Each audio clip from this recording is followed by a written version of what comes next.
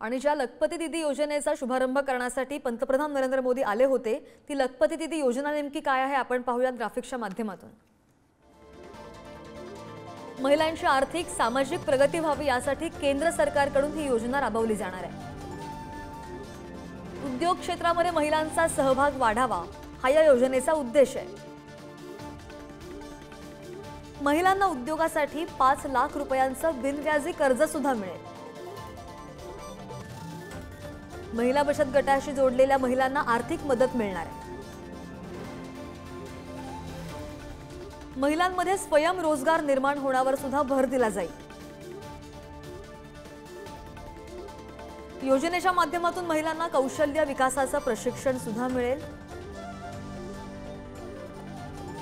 प्रशिक्षणानंतर 1 ते 5 लाखांपर्यंतचं बिनव्याजी कर्ज या महिला घेऊ शकतात।